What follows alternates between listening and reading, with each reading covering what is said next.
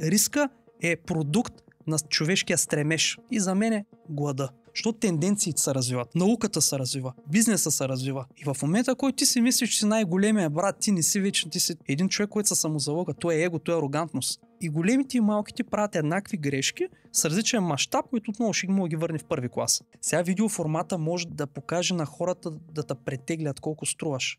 Ако ви предстои скоро да излезете на пазара на недвижими имоти, т.е. да си продадете ваше жилище или да закупите такова, ако също така искате да инвестирате в недвижими имоти, може да се свържете с нас в посочения имейл или да си запазите безплатна консултация в нашия сайт. Тръгнахме да слагаме риска на масата в инвестициите за недвижими имоти. Нали? Аз в главата си го бях раздробил на малко повече подточки, може би. Добре, да. Като опорени точки, но ти спомена голяма част от тях и именно това, че нали, колкото по-начален етапа на строителството, съответно толкова по-голям е риск реворда. Да, абсолютно. Да, ефекта риск към смисъл загуба. Кой е последният етап обаче, да те питам? Кой е последният етап? Да. Има един израз, който използваме, дочехли. Да. Това може би е най-последният етап. В смисъл по-последен или след експлоатация вече за ремонтиране. Знаеш, защо те питам? Защото много хора го пропускат този етап. А той също е много доходоносен. Той е доходоносен, но... Много. Виж сега, по принцип в имоти ти знаеш много добре, че има много различни варианти за инвестиция. И ако тръгаме сега да изборяваме всичките, трябва да седиме тук до... Не знам. До утре някъде. Не да ги изборяваме. Просто, нали, защото ако кажеш, ето така, мръсно-зелено, до чехлите, ти знаеш какъв еластик прави тази сцена. Знаеш каква голяма разлика. И ако ти я фаниш цялата, шапка на тояга. Искам да кажа, че хората, дето гледат и питат после, защото в който инвестирам да изкарам повече. Ма те пропускат варианта, в който могат и да вкарат още малко, нали, като труд и някой лев, и ще качат още цената. По принцип, да, но тук се увеличават и сроковете, съответно. Да. И не знам, вече ти ще кажеш какво мислиш по този въпрос. Как според тебе можеш да си по-успешен като инвеститор? Нали, пак излизаме от темата с риска, след малко ще се върнем. Пак просто ми дойде. По-успешно да се получават инвестициите, ако се фокусираш в една или две, един или два подхода или инвестиционни стратегии, или играеш навсякъде? Трябва да видиш кое ти харесва да правиш. Ето жив пример. На времето почнахме да купуваме така мръсно-зелено. Естествено ти отчиташ това време, което чакаш, тия 2 години. После чакаш да го изцедиш максимално на, да кажеш, примерно около 15. Да изцедиш максимално цената. Обаче като го калкулираш, кажеш, ти отидаха 3 години. Изкарах на него време, примерно 15 000 евро. Примерно. Да. Други приятели фащат, купуват на започнато и продават през 6 месеца. И правят повече на брой сделки с по-малки печалби, обаче като му удариш накрая чертата той изкарал повече. Бе. Да. Точно стана глас те питах. Да. Точно стана глас те питах, защото двамата познаваме някои лица, които се занимават само в един определен сегмент. Примерно Асен, той е флипър. Абсолютен. И той е много добър флипър в крайна сметка. По принцип. Асен не е просто флипър. Асен е човек, който разбира много добре от строителство. Тук говориш за пълен професионалист не говоря в сухото строителство. Той не знае как се слагат тухлите четворки, примерно, как се заключват. Говоря ти, че той много добре разбира първо от разпределение, осъзнава кое се продава, кое не се продава, как да завърши един апартамент. Той говори за трендове в завършването. Ти разбираш ли? Да. Последният ни разговор каза, по последните тенденции вече сивото, защото сивото с дървото и този стил метала. Не знаеш? Да. Ами той вече малко почва да бяга. Има нови тенденции, което показва, освен че е пълен перфекционист в завършването, прави го качествено, прави го и го прави с много акъл.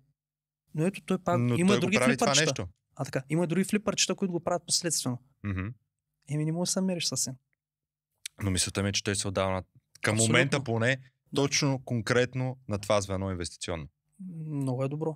Да. И той се отдал на това, разбира го, прави го прави си много добра себестойност, защото е разработил невероятен продукт. Целият продукт. И накрая му идва чертата. Асен също инвестира в процес на строеж, не се лъжете. Не.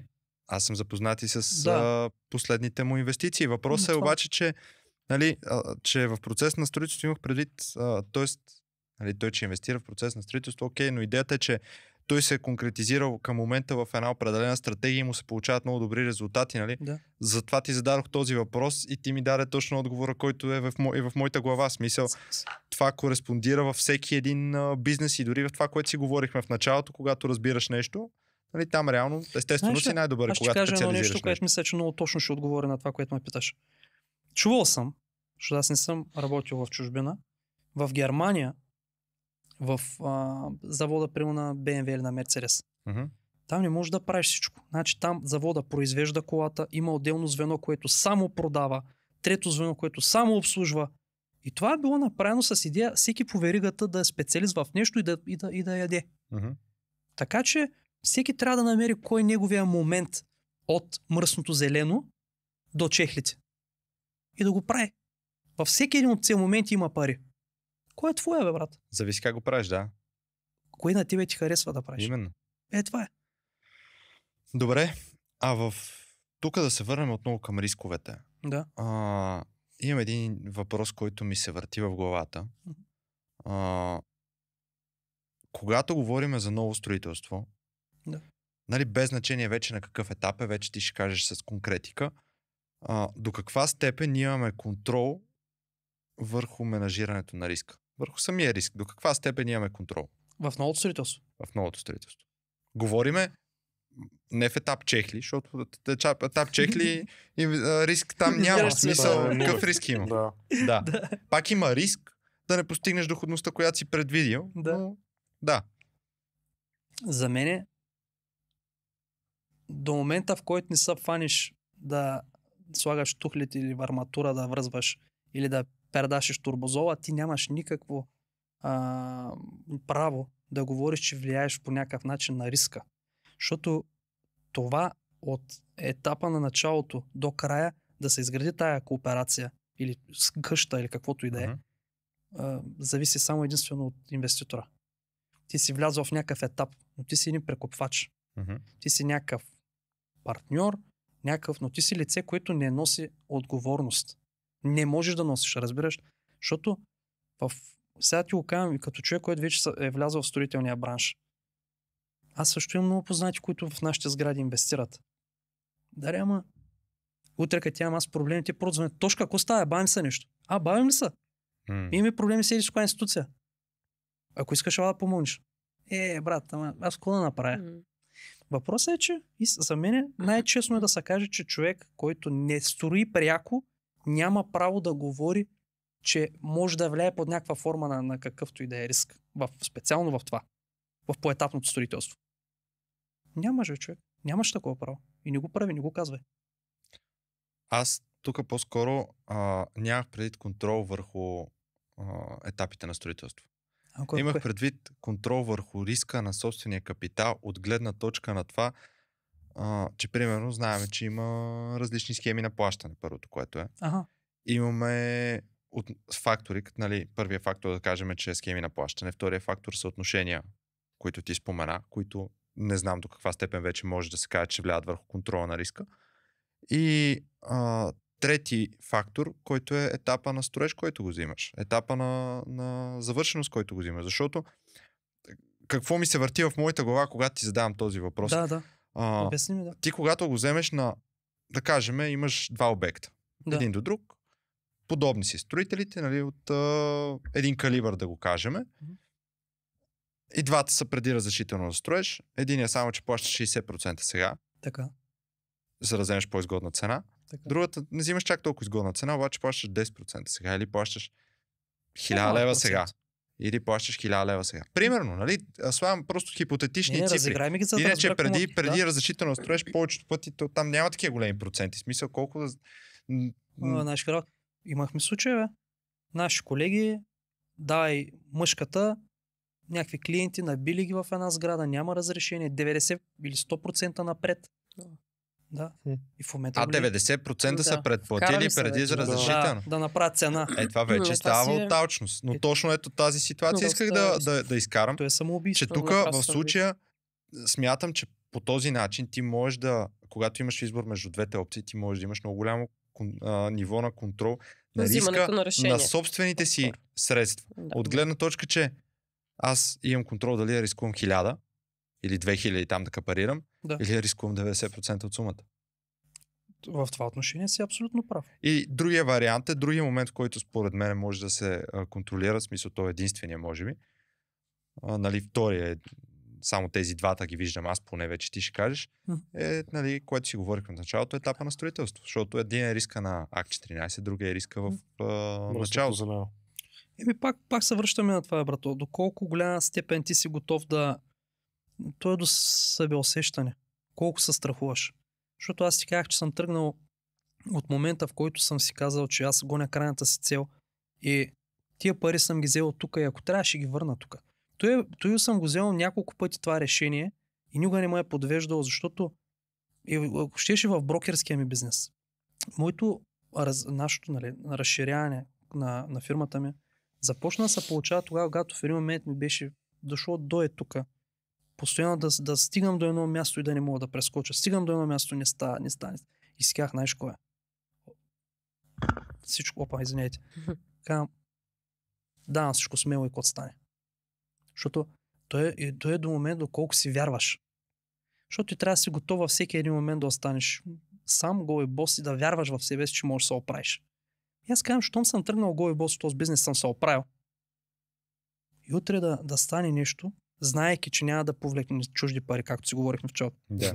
Няма да забатача чужди хора, да ги прецакам нещо, да пострадат заради моите грешки. Аз съм готов и пак да се върна там. Да, но ти един вид си доста по-уверен, защото вече си натрупал доста повече знания, отколкото в началния етап, когато си почна да се занимаваш с това. Да, и това го има. Но искам да ти кажа, че хората без да рискуват никога няма да им се случат нещата. То риска, знаеш как го приемам аз, брат? Като нещо, което е като алкохолизма. Значи почваме с по 50 грама всяка вечер, то става много готино и докато се усетим вече дъним по една бутилка всяка вечер, сме алкохолици. И риска е също. Започваш първо с малки суми в момента, нали, с разрастването на бизнеса, почваш да поемеш по-високи, по-големи рискове. Да, човек става по-смел и по-агресивно. Да, по-големи суми.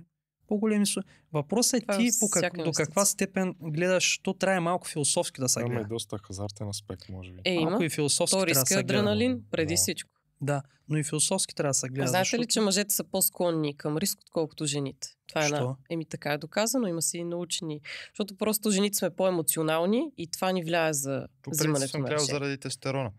По-философски трябваше да се гледа. Знаеш защо? По-философски трябва да стигнеш до този етап. Когато осъзнаеш, че наистина пари, това, което го казват, всички парите са средство. А когато са ти цел и я достигнеш тази цел, идва момента на разочарование. Как бахте тъпата цел? И тогава виждаш, че наистина трябва да се гледа философски, че в крайна сметка по-важни са ти други неща. И тия пари, да, дошли от там, ще ги върнем там. Да, няма се оставя семейство да гладува, защото ми е най-важното. Но това нещо до някаква степен оправдава и риска. И помислете много сериозно. Всички хора, които... тия, които се възхищаваме в световен мащаб. Там приеми, че не мога да ги пипнем. В България имате живи примери за много успешни хора. Които като цениш да си поговориш с тях, първо те са супер земни и второ тия хора виждаш, че и те по същия начин. Тук някакви милиони, там някакви пари, някакви неща. Което го показва, че те по същия начин те не треперят толкова за тези пари. По същия начин и големите и малките правят еднакви грешки с различен мащаб, които отново ще мога да ги върне в първи клас. Разбираш, там да вече философията. Това, защо го правиш? Накрая какво ще стане? Каква ти е идеята? Така че и това до голяма степен за мен оправдава риска да осъзнаеш, че... Що ви задавам всички тия въпроси за риска? Защото и точно това, което предишния въпрос, който го зададох с контрола на риска. Защото виждам масово хора. Тук вече не говорим, които се съветват с брокери, дали се съветват с брокери, дали не се съветват, дали брокера е инвестирал, дали не. Говориме човек, чул от някъде, че се правят пари от имоти. Изкача и влиза на всякакви етапи на строителство, във всякакви строители, защото аз, примерно, съм купувача Пенко. Да. От... Някъде си. Примерно, решил съм да ще купувам имот, защото видиш ли ти, било готино това в имот да инвестираш, изкарали си много яко пари на зелено, примерно Гошко съседа е инвестирал.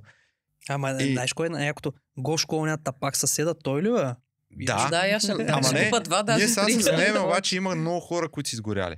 Наистина много хора. И аз постоянно виждам хора, които са изгоряли и най-често ги виждам в интерес на истината по обяви в интернет, които си продават имотите, чрез които са изгорели.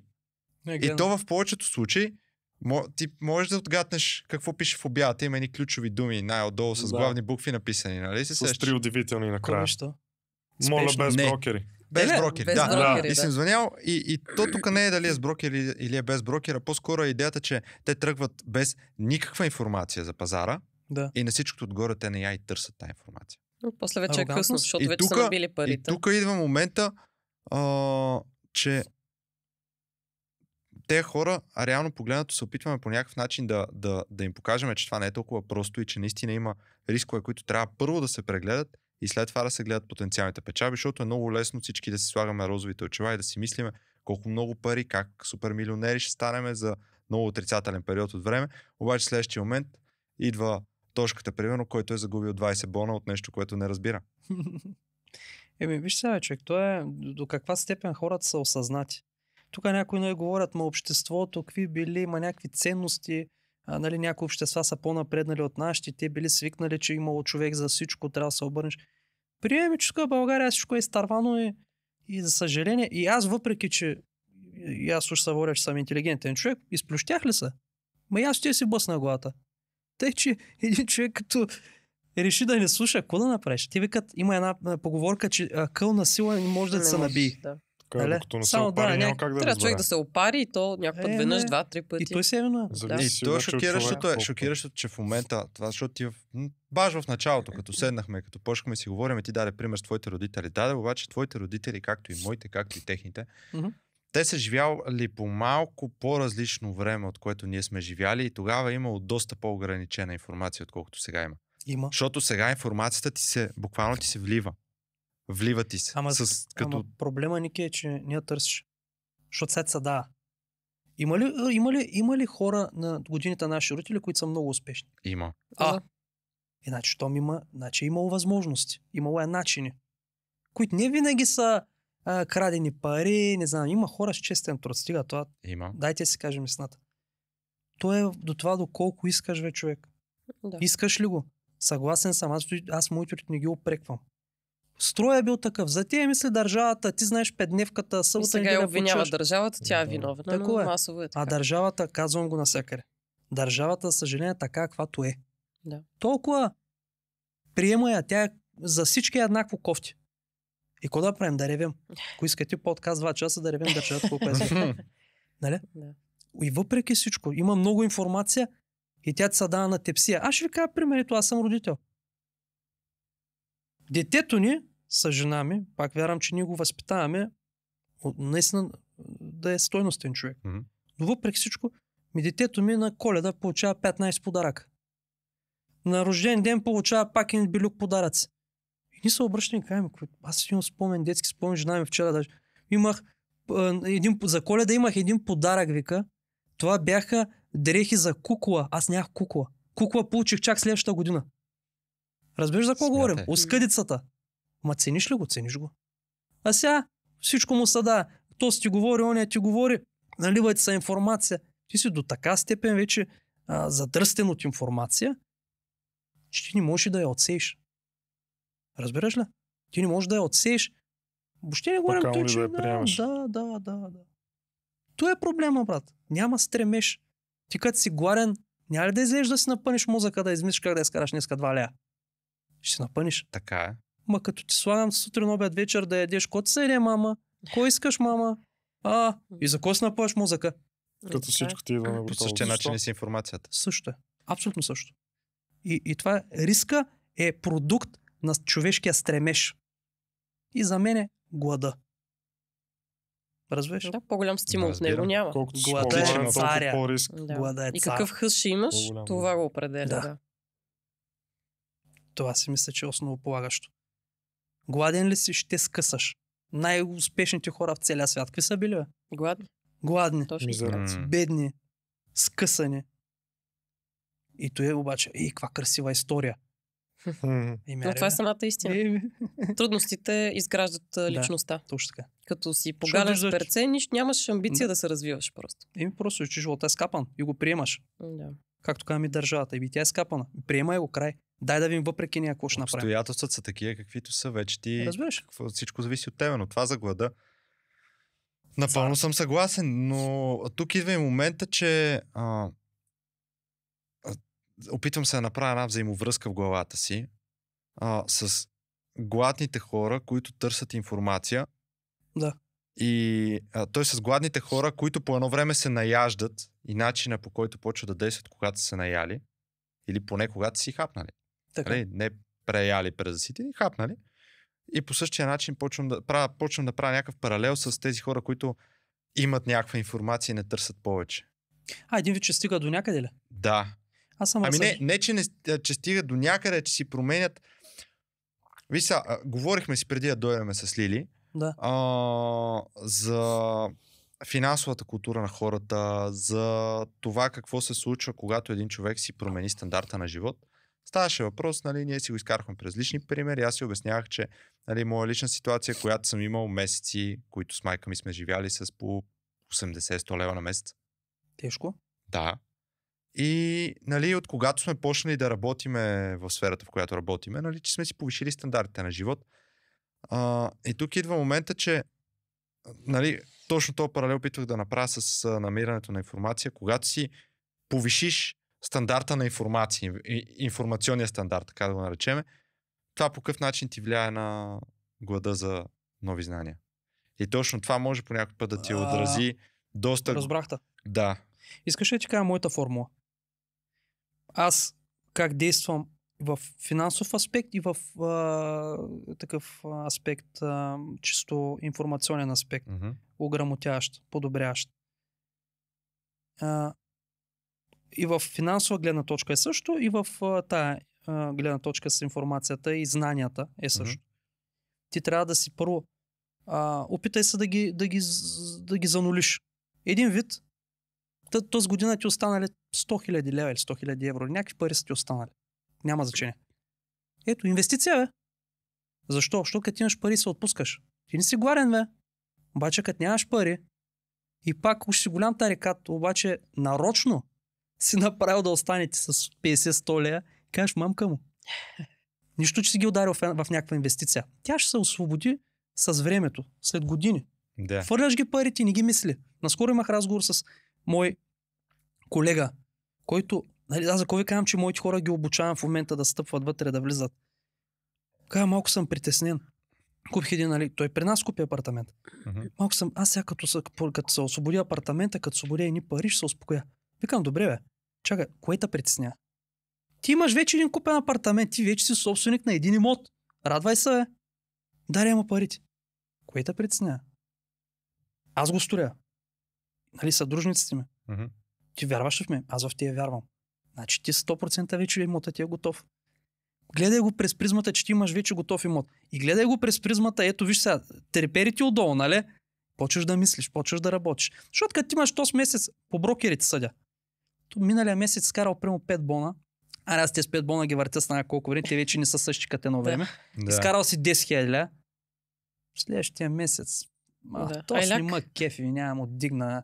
То сега няма го взема да ходя на огледи. Вече си тежкар. Да. Обаче тези пари, ако насилствено ги изкараш от джоба си, вкараш ги в инвестиция, това е благородно, си ги ударил за дрехи, обувки и заведения, вкарал си фали, забрави ги. Бъркаш джоба, няма ги. Ко правим? Днеска трябва да си платиш обяда. Така че той естествен, може и да е мазохистичен, но аз такъв вариант съм намерил себе си да се държа. Така стимулираш сам себе си. С информацията е също. Забелязал съм едно нещо, което аз съм разсъждавал много.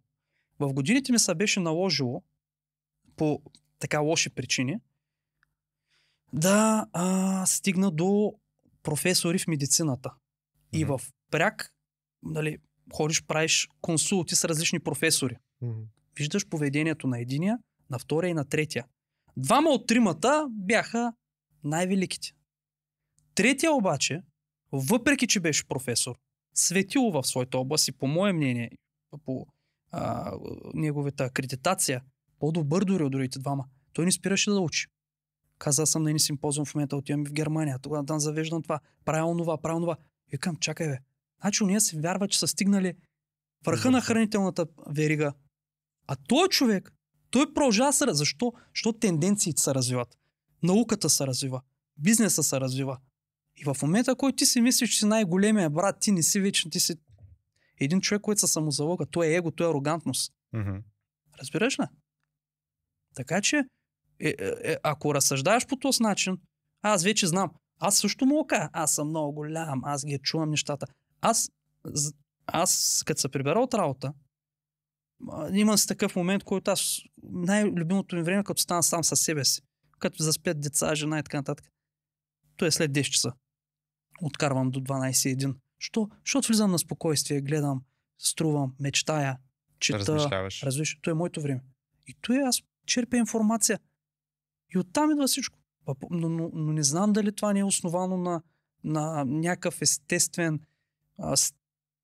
стремеж към любопитство. Дали хората се раждат по-любопитни или по-нелюбопитни. Тук вече някой имам ни приятел, да занимава с невронаука, трябва да го питам него. Дали е естествено вътре вродено или се възпитава. Но си мисля, че ако човек приеме, че не е най-големия и иска да стане, той трябва постоянно да бута. Мисля, че поне така съм те развал, не знам дали успя да отговоря. Много добре успя да отговориш според мен и то не само на мен, защото аз част от отговорите, които ги даваш ти, част от тях съм си ги минал и през моята глава, част от тях нали, не съм поглеждал така гледна точка. Но знаеш ли, тия отговори, които сега ги каза току-що, по какъв начин ние можем да ги предадеме към хората, които решават да излизат току-що на пазара на недвижими имоти с цел инвестиция? Да купуват? Не. С цел инвестиция. Не, в смисъл да купуват, но с цел инвестиция, нали, не за лично ползване. И нямат никакви базови познания. Аз знаеш какво си мисля? Да намерят. Ето сега, в момента е много готино, последните години стана много интересно това, че видеоформатите. Да. Защото преди, аз в старата школа гледаш една снимка, между другото много яко беше, защото бяхме направили така тенденция, че масово на колежките, защото колежките са по-красиви от нас, мъжете. Повече им звъняха. Защото гледам снимката, та се много яка мацка и звънят. Имаха повече клиенти. Сега видеоформата може да покаже на хората да те претеглят колко струваш. Нали? Сядаш, говориш, мислиш, разсъждаваш. Хората имат възможност първо да се запознаят с теб като човек, без обаче да навлизат в директен контакт. Чай да те огледам, да те преценя тук как. А той момче ма кефи. И ще пиша. Здрасти, аз имам така и така. Разбираш ли? Така че да се интересуват. Все повече тая информацията в тая среда. За брокерите, защото и брокери гледат. А мен е една от личните мисии, които съм избрал за себе си, кому на бранша да помогна да ограмотя по-млади хора от мене. Търсете някакво менторство от хора, които го правят. Говорете си, хора. Защото наистина е правилно, че опита, то е колективното знание. Защото сме оцеляли като човешки вид. Да. Как ти си минал през тези неща 10 години назад? Какво стана? Що стана? Пък ставаме близки. Пък дай да инвестирам с тебе. Аз така влях в строителството. Защото аз съм с тия партньори. В годините съм се доказал като коректен човек. Но до момент, в който аз искам да се развия. И казвам, искам да вляза. Научете ма. Ти влизаш като неравноправен съдружник, естествено. Защото в едно съдружие, ако ти си звеното, което най-малко разбира, съответно и пари най-малко имаш, защото ти скачаш с много сериозни хора, и нали, знания най-малко имаш, ти ще взимаш най-малко Дивиденд. Да. Да. Но ти си плащаш, за да се учиш. Информационният дивиденд всъщност не би бил Знанието. малък. А? Знанието, точно. Знанието. Информационният дивиденд, да. Естествено. Той не е никак малък. Нали? Просто Така, не че- е изразен в... Да, трябва да се смириш, да дете му викат да чиракуваш. Да чиракуваш. Точно. Виждаш? Стара българска дума. Защото утре нещо се случва, всичките пари ти ги няма, ама това, което ги имаш тук, Не само това, те не брат. могат да ти го вземат. Трябва да си смирен. Не можеш да отидеш да скочиш да се правиш. Аз съм такива На познати. тарикат, да. Те вече... Нали, аз вярвам, че човек трябва да е смирен, да има уважение и признание към човешкия труд от срещния, авторитета на човек. И ако да може да те обогати, да седнеш, да признаеш авторитета и да помолиш най-откровено. Научи ме, бе. Забелявам много сериозен проблем точно то. Може би е породен, дето ти каза, в момента толкова много информация има, че те даже са толкова арогантни, че той не иска да се научи. Той да сега Той почва да си ти мисли, че знае обяснява. всичко. Тук за информацията имам и аз една друга теория, обаче ще продължиме до към още 2 дена и половина и няма да я споменавам. Окей. Нали, с 2 думи общо взето, той има много достъп до, в смисъл има достъп огромен до много големи количества информация, но въпросът е, че тази информация, колкото има повече качествена информация, толкова е увеличена и некачествената, сигурно. която замъглява. Това, което цялото го казва, обаче, това е майндсет точка. Това е майндсет, който хората трябва да почнат да осъзнават, че реално всички сме част от едно цяло, както ти каза, колективното, което е човешката, ние като човечество, които сме оцеляли толкова много време. Да. И трябва хората, нали, ще го казвам това, защото много хора не мислят като тебе, разбираш ли? Много хора мислят, аз как ще прецакам тоя, сега ще взема тук имот на тънко, после ще го прецакам, той го пак, той ще го вземе на по-високо, в следващия момент той обаче минава от страната, където някой друг ще прецака и по този начин ние деградираме като цивилизация. Да? Да. И тези хора деградират коста. Пишат коментари, мухльо, Пише, да. и пиши, бе, брат. Пиши. Да. Обаче, виж, аз много съм размишлял на това и някак съм страдал, че ти когато имаш някакви идеални цели. Защото аз вярвам, че мисленето до някаква степен са обосновава на това ти да успееш да изградиш образ на себе си като човек, къв скъща. А като си някакво дете, ти си представяш някакви герои, някакви по история си учил за то, за Левски, за другите хора с някакви благородни качества и кажеш и такова.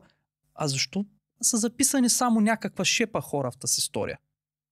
Значи той тогава е било също. Значи винаги в човешката развитие на човешкия род една шепа хора са били по-качествени от останалите. Така че нали, искам да оправдая или да си някакси да смекча това тежко усещане, че всичко е деградирало много зле. Не казвам, че не е така. Но пак искам да го принизя на и той е такова, каквото е. Така е. Факт. Дай да намерим тези дет стават. Пак кома интересува в един момент, че другите не може да постоянно да се опиташ. Дед казахме, акъл се дава само то, с който иска да вземе. На сила не става, брат. Не става.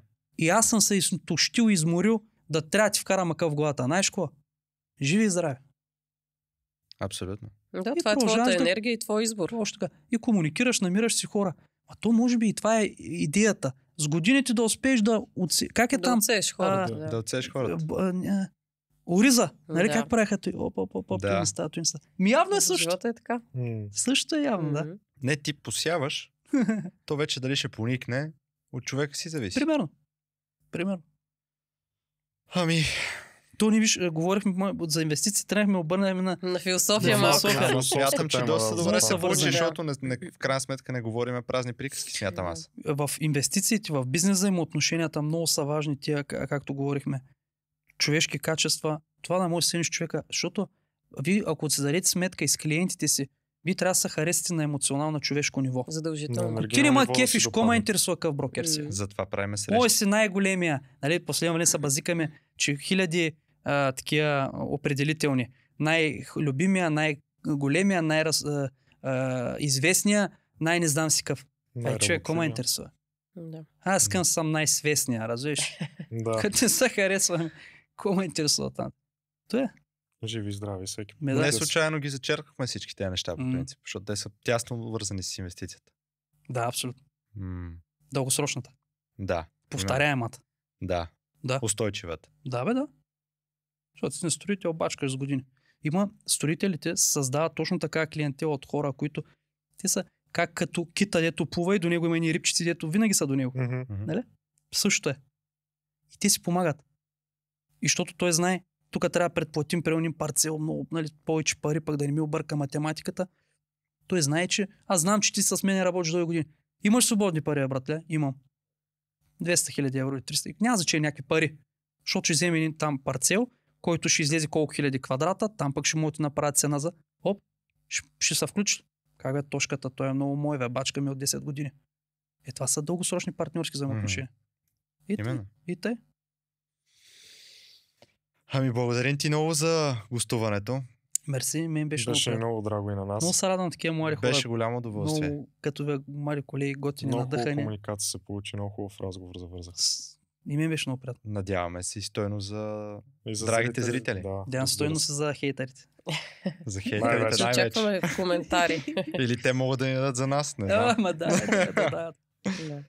Добре, до нови срещи. Ако смятате, че това видео ви беше полезно и когато излезете на пазара на недвижими имоти, ще може да ползвате някои от нашите стратегии, може да ни последвате в YouTube канала, в Instagram, Facebook или TikTok.